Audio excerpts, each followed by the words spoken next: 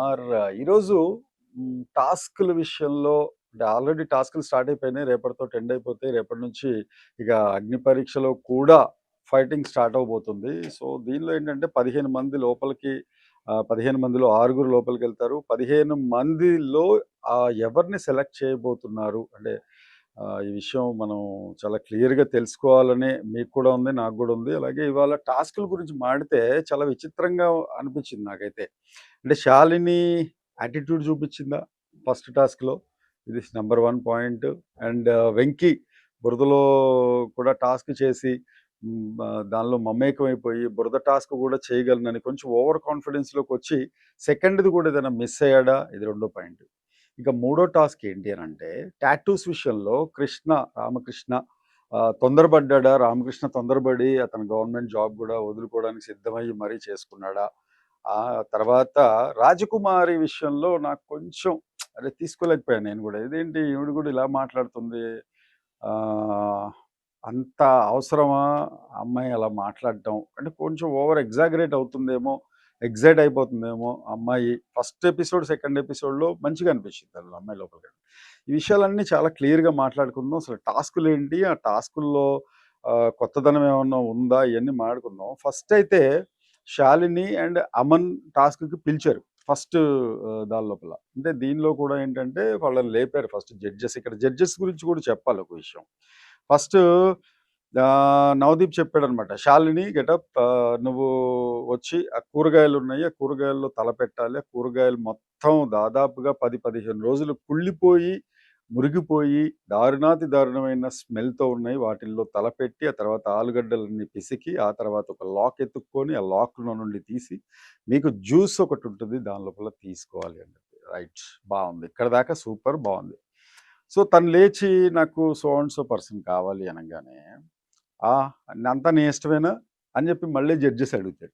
అంతా నీ ఇష్టమేనా అని అడిగేటప్పుడు అసలు వాళ్ళే సెలెక్ట్ చేయొచ్చు కదా! ఇక్కడ నంబర్ 1 అందరికీ స్క్రిప్టెడ్ ఇది. శాలినిని ఎందుకు లేపాలి? మిగతా వాళ్ళని కూడా లేపొచ్చు కదా! వై శాలిని? ఆ టాస్క్ కోసం. ఇప్పుడు మిగతా టాస్కుల్లో ఏం చేశారు? ఫాస్ట్‌గెళ్ళి మీరెళ్ళి చేతులెత్తండి అన్నారు. ఎవరెవరు చేస్తారన్నారు. ఏ టాస్క్ ఎలా ఉంటుంది? ఏంటి? టాస్కుల్లోకి వచ్చే ముందు మీరందరూ చాలా అలర్ట్‌గా ఉండండన్నారు. ఇంతవరకు బావుంది. శాలిని గెటప్ అన్నారు. నువ్వు ఒక అమ్మాయిని చూజ్ చేసుకో అంటే అమ్మాయి ఒకళ్ళని చూజ్ చేసుకుంది. అదే కానే కాదు. నో. అమన్‌ని చూజ్ చేసుకో. కమ్ ఆన్ అమన్ అన్నారు. సరే ఇదంతా కొంచెం విచిత్రంగా అనిపించింది. స్క్రిప్టెడ్ లాగా అనిపించింది. వాళ్ళ యాటిట్యూడ్ వీళ్ళకి కాదు, కంటెస్టెంట్‌లకి కాదు. జడ్జెస్‌కి ఆ యాటిట్యూడ్ ఉందా? ఆళ్ళు చూపించాలనుకుంటున్నారా? అది కూడా స్క్రిప్టెడ్ లాగా ఉందా అనేది నాకు అర్థం అవ్వల. ఇక నెక్స్ట్ ఇది జరుగుతూ ఉంటే నేను ఒక విషయం చెప్తా ఈ విషయంలో. అంత గనక అవుతూ ఉంటే, అంత స్మెల్ గనక వస్తుంటే కూరగాయల్లో ఎవడు అందులోకెళ్ళి తలకాయ పెట్టడు.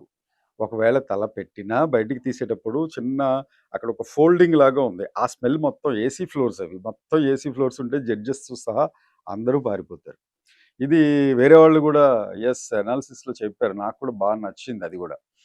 నేను ఎగ్జాక్ట్‌గా నేను గూడా అదే అనుకున్నా. మొత్తం స్మెల్ వచ్చేస్తది. అంత సినిమా లేదు అవన్నీ. కూరగాయలు చాలా ఫ్రెష్‌గానే ఉన్నాయి. ఏదో నీళ్ళల్లో యేసుంటారు. రాత్రి దానిలో నీళ్ళలో నానబెట్టుండి మరీ వారం రోజుల నుండి కుళ్ళబెట్టి ఎవరో జెప్పారు. బొమ్మాళి నిన్ను వదల ఈ సమాధిలో కుళ్ళబెట్టి నిన్ను అన్నట్టుగా అంత పెడితే అంత సినిమా ఉండేది కాదు. That's wrong. యాహ్! సో, వీళ్ళు లోపలికెళ్ళటం, అమన్ మళ్ళా గబుక్కున తల బయటికి తీసుకురావడం, ఏయ్! అని జెప్పి శ్రీముఖి బెదిరించి, ఏయ్! ఏంటిదది అని. ఇక్కడ శ్రీముఖి కూడా కొంచెం ఓవర్‌గా చేస్తున్నట్టు అనిపిస్తుందా మీకు? యాంకరింగ్‌లా కాకుండా తను ఏయ్! ఏయ్! ఏం చేస్తున్నావు? అవతల పో. Get up, get off, get out ఇలాంటివి చెప్పడం అనేది కొంచెం శ్రీముఖిని మనం రెగ్యులర్‌గా చూసి కొంచెం ఓవర్ అనిపిస్తుంది. ఆ అమ్మాయి పర్టిక్యులర్‌గా ఇందులో. ఆఫ్‌కోర్స్ ఇయన్నీ చూస్తే మీకు స్క్రిప్టెడ్ అనిపించట్లేదా? స్క్రిప్టెడే. లేపోతే పురుగులు బట్టి కూరగాయలకి మొత్తం అంతా చెదలు బట్టి కీడాకోల అంటాం గదా! ఆ కీడాకోలలా తయారయ్యేది. ఈ టాస్క్ కూడా నాకేం పెద్ద ఏం నచ్చలేదు. కాకపోతే శాలిని చేసిన విధానం చాలా నచ్చింది. ఎందుకనంటే తను ఆస్ట్రేలియా నుండి వచ్చిన అమ్మాయి ఇండియాలో కొంచెం నార్మల్ సిట్యుయేషన్‌లో ఉన్నా కూడా వేరే కంట్రీ నుండి ఇక్కడికి వస్తే కొంచెం డేంజరస్‌గా ఉంటది ఆ విషయం. అలాంటిది అయినా సరే నో ప్రాబ్లమ్ నేను చేయగలను అని చెప్పి అమ్మాయి చేసి, అమ్మాయి లోపల తలకాయ పెట్టి కొద్దిగా ఒకవేళ అంత మరీ చెప్పకపోయినా కీడాకోళలా ఉన్నా గూడా లేకపోయినా కూడా అంత కుళ్ళిపోకపోయినా కూడా కొంచెం డేంజర్గానే ఉండేది. అయినా సరే అమ్మాయి చెప్పింది ఏంటంటే that was a fantastic job by her అని అనిపించింది నాకు. సో ఇక మనోడు అమ్మని తెల్లమొహం వేసుకొని కనీసం నజ్దీక్ బి జాన్ అయిపోయావు. సమझ रहे मैं क्या बोल रहा हूँ? అంతా ఎందుకంటే ఈ హిందీలో ఎందుకు చెప్పానంటే నాకు నెక్స్ట్ సృష్టి చేసిన ఇది కూడా కాలింగ్ కూడా అది బాగా నచ్చింది నాకు. ఎందుకునంటే తనని పిలిచారు. నెక్స్ట్ టాస్క్ ఇక అమ్మాయి గెలిచింది, పక్కన పెట్టేద్దాం అది. టాస్క్ నెంబర్ 2లో మెల్లగా వచ్చి అడిగిందనమాట. ఏంటి ఇప్పుడు నెక్స్ట్ ఏం చెప్పుకుందాం మనం? ఓకే, టాటూ, ఆర్కే, జుట్టు. టాటూ విషయంలో ఫస్ట్ అంటే టాస్క్లు 1 బై 1 ఎలా జరిగాయి అనేది అనవసరం. మనమైతే మామూలుగా ఇప్పుడు టాస్క్ నెంబర్ 2 గురించి మాట్లాడుకుందాం. టాస్క్ నెంబర్ 2 ఏంటంటే టాటూస్ వేయించుకోవాలబ్బా. అది టాటూలు ఇక్కడ వేయించుకుంటారా, నేను ఇక్కడ వేయించుకుంటారా, లేకపోతే ఇక్కడ వేయించుకుంటారా, మొహం మీద వేయించుకుంటారా? మొహం మీద అనేసరికి కొంతమంది వెళ్ళిపోయారు. అయితే ఇక్కడ ఆలోచించాల్సింది ఏంటంటే దారుణమైన విషయం. తూ నా బతుకు అంట. అంటే ఒక ఫేమస్ షో అది. ఐ లవ్ బిగ్ బాస్ అని పెట్టుకోవచ్చు, లేకపోతే ఇంకోటి ఏదైనా పెట్టొచ్చు. షోకి సంబంధించిన ఒక ఇంపాక్ట్ హై అయ్యేలాగా పెట్టుకోవచ్చు. కానీ వాట్ ఈస్ దిస్? తూ నా బతుకు అనేది అతను పెట్టుకొని, కాకపోతే పాపం కృష్ణ వేయించుకుని అతనికి జాబ్ కూడా కాంప్రమైజ్ అయ్యే అంటే మిలిటరీలో కానీ పోలీస్ సర్కిల్స్లో ఏమైనా జాబ్స్ ఉంటే ఆ టాటూలు కనుక ఏమైనా వేసుకుంటే వాళ్ళని అందులోకి డ్యూటీల్లోకి అందులో తీసుకోవడం చాలా కష్టం అవుతుంది. దాన్ని పణంగా పెట్టాడు అతను అని అనుకోవచ్చు. ఇక్కడ పెట్టినా చేసినా కూడా అతనికి ఎఫర్ట్కి తూనా బతుకు కాకుండా వేరేది ఏదైనా ఓకే ఇది కాదు ఇది అని ఉంటే బాగుండేదండి.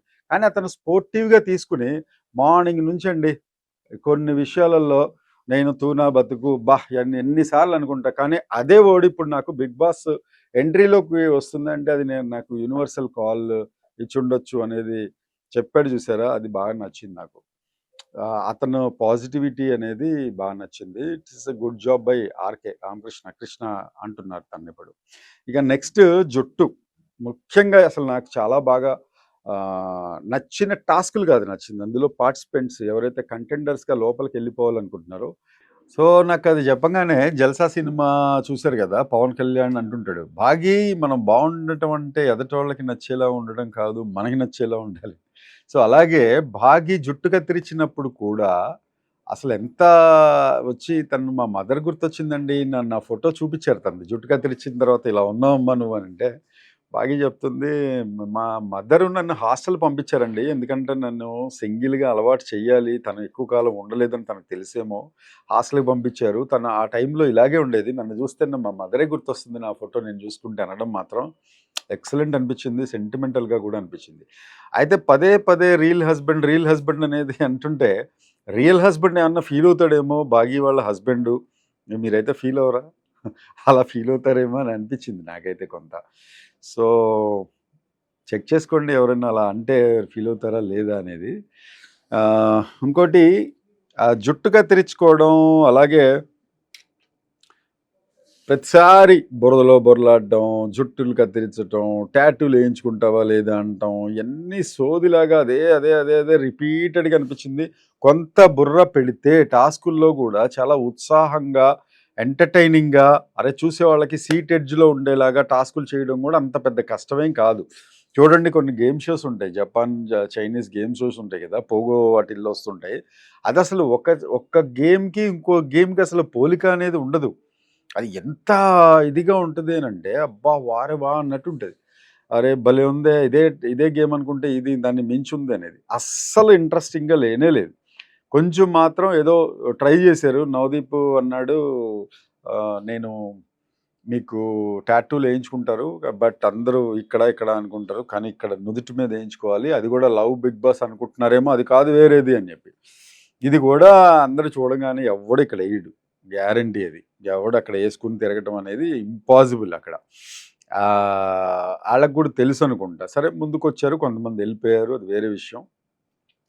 ఒక అతను మాత్రం స్టాండర్డ్గా నిలబడ్డాడు.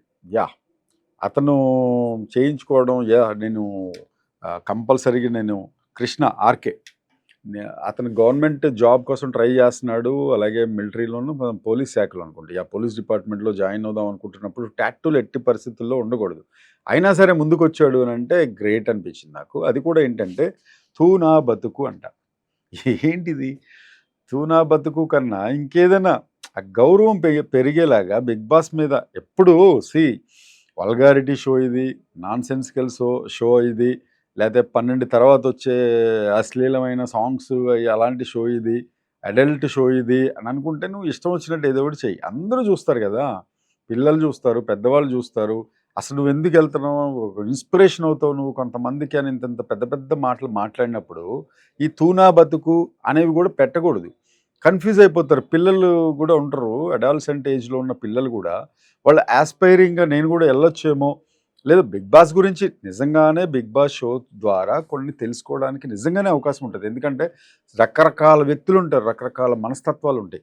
సేమ్ అలాగే లోపలికెళ్ళిన తర్వాత కూడా బయట సమాజం గూడా ఇలాగే ఉంటది గదా! కొంచెం మనకన్నా ఏజ్‌లో పెద్దోళ్ళుంటారు. కొంతమంది సైకలాజికల్‌గా డిప్రెస్డ్ ఉంటారు. లేకపోతే కొంతమంది అగ్రెసివ్‌గా ఉంటారు.